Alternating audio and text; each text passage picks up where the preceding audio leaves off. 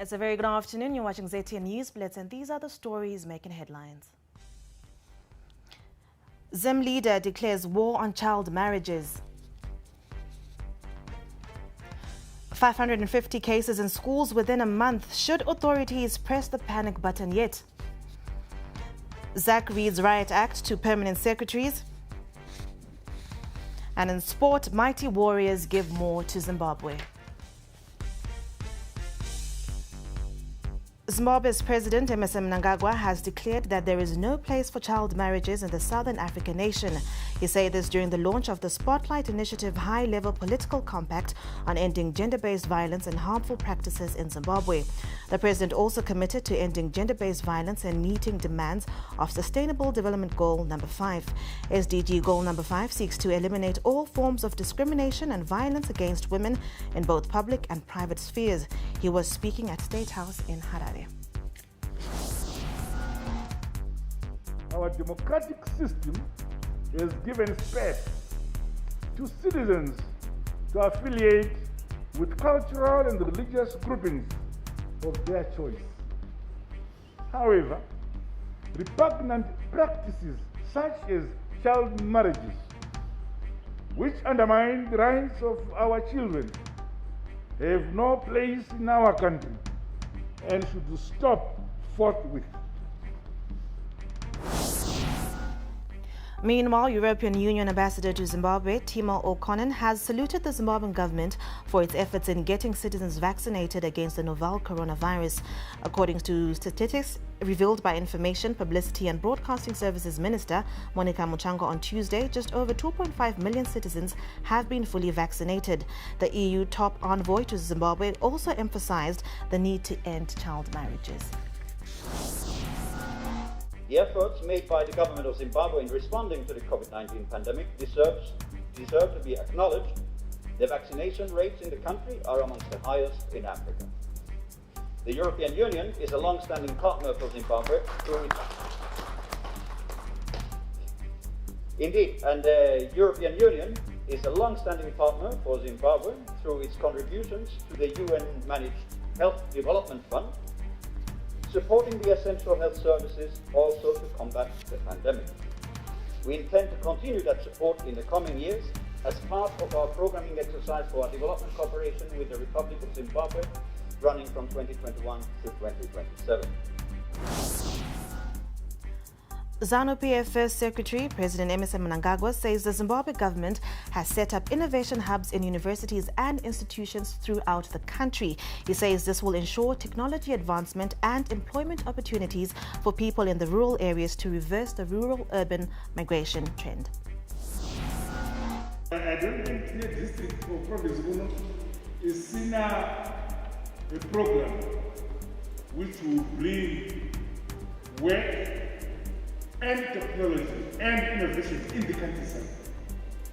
We are investing the training.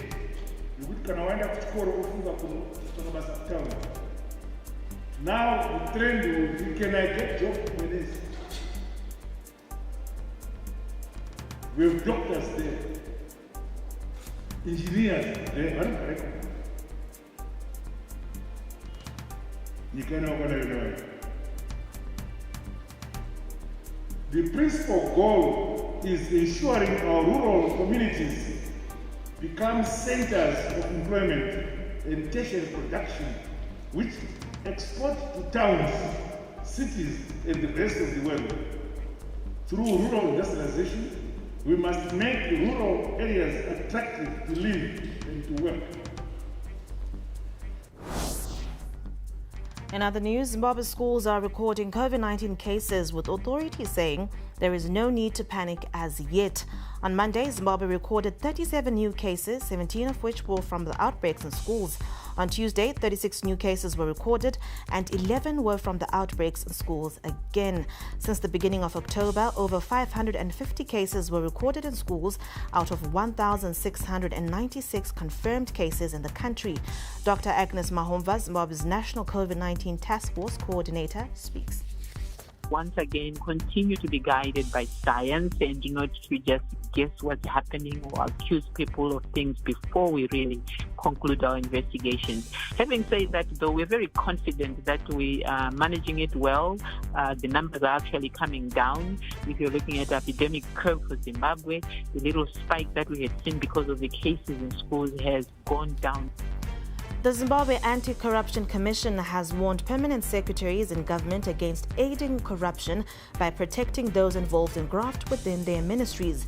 Speaking at the inaugural virtual roundtable meeting with the secretaries today, ZAC chairperson Justice Lois Matanda-Moyo said the Auditor General's reports have over the years exposed corruption by ministry officials, but permanent secretaries are not doing enough to act on the reports. In essence, the management and disbursement of public resources allocated to a ministry by any appropriation act or other enactment shall be undertaken by the accounting officer in consultation with the appropriate minister. The Public Finance Management Act does not provide measures that protect the accounting officers from undue influence. A minister is a politician, you must all know that, and some politicians do have questionable behaviors. It is therefore not a defense in any court of law for you as a permanent secretary to say that you were following an instruction which is unlawful. It is my hope that we won't be arresting any permanent secretaries, heads of institutions after this dialogue. The National Building Society has made history after declaring its maiden financial dividend of 27 million Zimbabwe dollars to its shareholder, the National Social Security Authority. The dividend represents a payout ratio of 30% based on NBS financial performance for the half-year ended 30 June 2021 that saw the Building Society achieving a surplus of 90.2 million Zimbabwe dollars and balance sheet growth of 125%.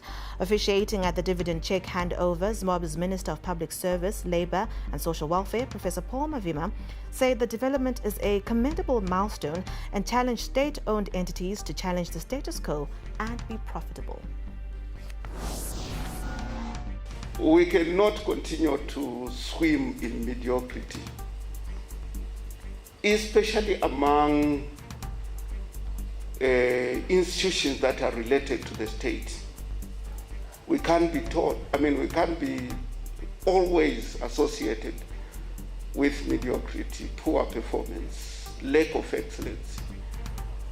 We need to embrace a new culture, an emerging culture. We have seen it in the Second Republic, where we are seeing results everywhere. And we need to embrace this new way of doing things where we say we will fly. Now, Zimbabwe's central bank is projecting the country's mining sector to rake in $4.4 billion in revenue this year, up from $3.65 billion achieved in 2020. Reserve Bank of Zimbabwe Governor Dr. John Mangudya said the projected revenue growth is on the back of increased gold output this year, estimated at 22.5 to 25 tons. The mining sector is expected to contribute 11.8% to the country's GDP. Dr. Mangudya was speaking during the representation of Zimbabwe's mining industry report on Wednesday. We are so impressed that $84.4 billion. That's what we're expecting for minerals exports. Made up of those ones, your PGMs, your gold, we're expecting for $4.4 billion. For this year, that's the highest that we have ever recorded in this country. These numbers. Right now, you are about 11.3, 11.8% of GDP, and export receipts, 74% of economy, and employment, 7.2% of employment. Now, Zimbabwe's month-on-month inflation rate for October rose to 6.4%, gaining 1.67 percentage points on the September 2021 rate of 4.73%. According to latest figures from the Zimbabwe National Statistics Agency, the yearly inflation rate for the month of September stood at 54.49%. Markets analyst Kazanai Sharara explains what this means for the consumer and if Zimbabwe will meet its target of an inflation rate below 50% by the end of the year. So what we've seen from the latest inflation figures from ZimStat is that month-on-month inflation for October stood at 6.4%, which is the highest monthly inflation since August 2020.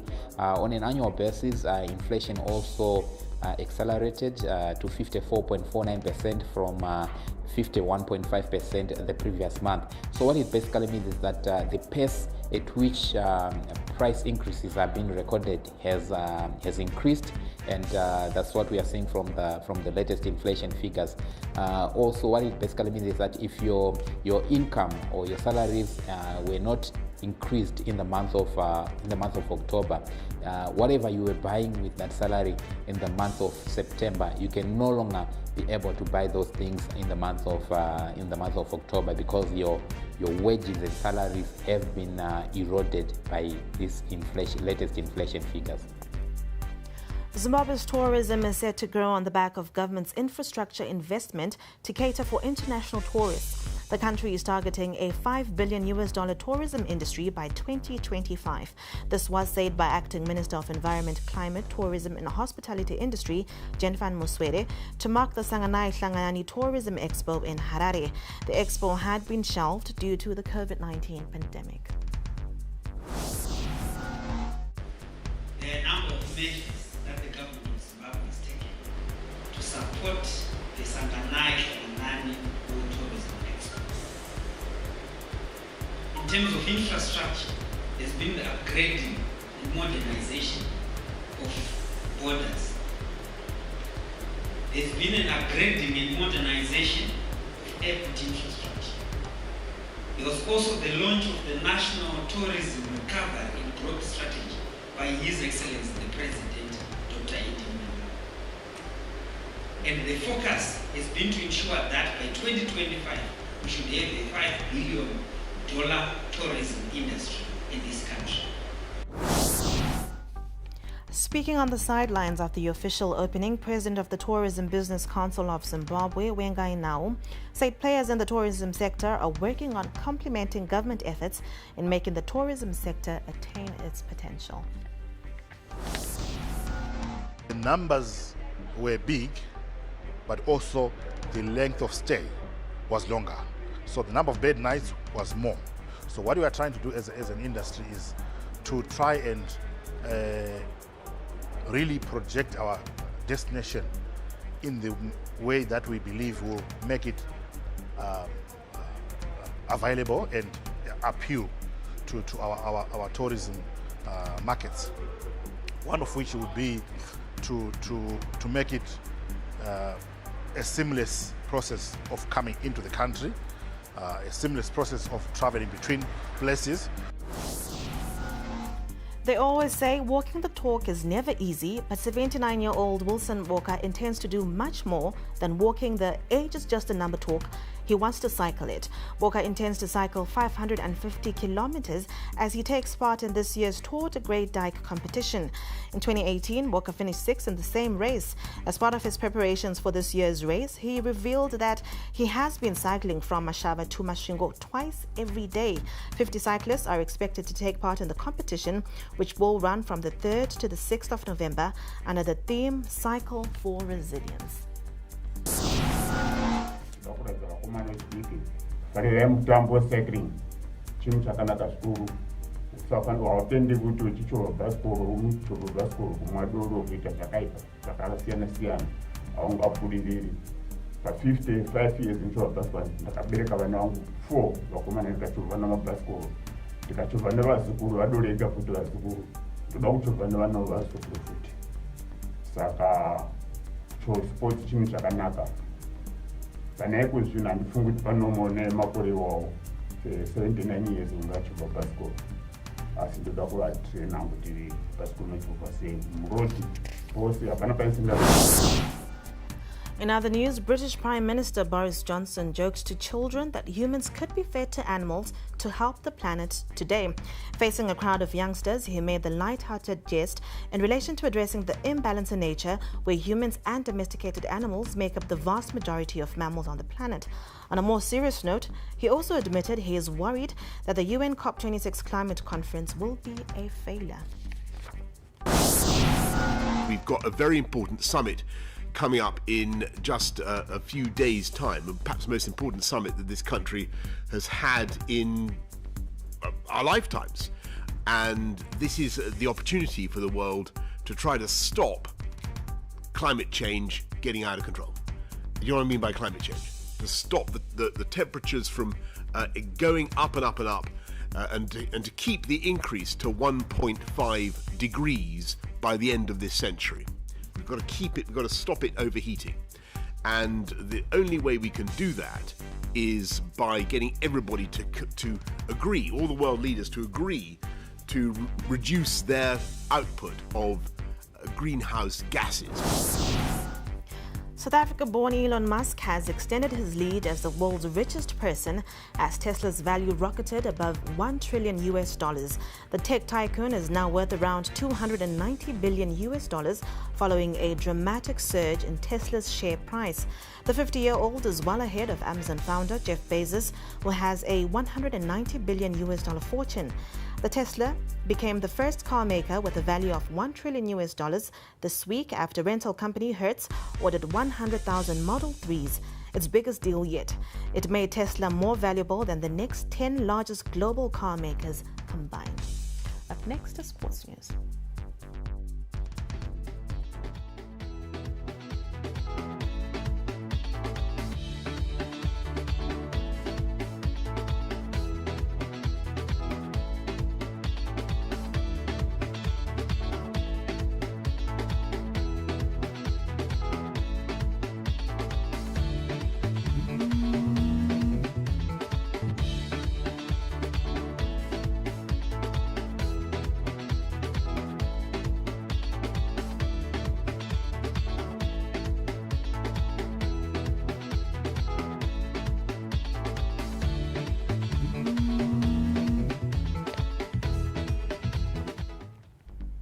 Now, in the world of sport, after the mighty Warriors' 6-1 aggregate win over Eswatini yesterday, football analysts have suggested they are the Zimbabwean team that gives more than the investment by ZIFA. Speaking on the couch on Tuesday, ZIFA board member Finance Philemon Machana insisted that they care about this women's team.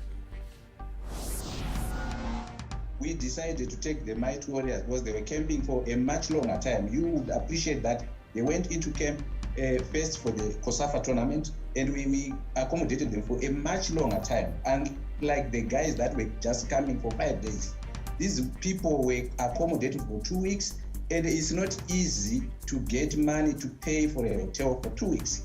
And we then put them at Ziva Village, and it's a good facility as far as we are concerned. The Mighty Warriors will now meet Botswana in the final qualifying round of the Africa Women's Cup of Nations. Now, James forward Paida Tinoza had put her netball career on hold due to work commitments. She works as a fuel attendant in the town of Shurugwi, but she is back in the game. In fact, time away has fueled her drive and love for the game. Also back in James' colours is defender Tatenda Dziva, who is now based in South Africa. Our correspondent Brighton Jawi spoke to the two players during a James training session yesterday. National team, the passion for netball. Netball is my life. It's all because of netball. Ndamboda kuconcentrate more kubasa since ndanda ndichangotanga kushanda so ndada kuona kuti zvinoenda nekupi ndinoita sei. So far so good. Nozati pane ma challenges ekuti tatagarisande plus corona yakamboti affecta but tufangwa ku bounce back. The International Tennis Federation tournament underway at Harare Sports Club could give birth to future stars. ZTN's Chidoma Noah caught up with some of the juniors competing in the tournament. I am here at the Harare Sports Club where juniors are participating in the International Tennis Federation tournament. The juniors are in efforts to get points for their seeding rankings because the rankings determine which university they go to and which scholarships they get. Most of the juniors here are hoping to get into an Ivy League college, hence they're participating in the tournament in order to up their points. So yeah, I'm trying to get points that I can go to J1 tournament and I can go to University of Harvard. That will be my best aspiration. I'm from South Africa, I'm 15 years old and this is my first time in Harare. Well, I'm enjoying it, and yesterday I had a really good match. All the people are so friendly here and everything was still nice here. And I'm hoping to up my ranking and get some more points, and also to improve my tennis and improve my game, especially we've been working on my serve, so I hope that could be better after these 2 weeks. And yes, thank you. Well, that is all we had for you this afternoon. Remember, you can stay connected with us on our social media platforms. Twitter at ZTN News, Instagram at ZTN. Our website is ztn.co.zw. Have a good day. Walden 5 coming up shortly.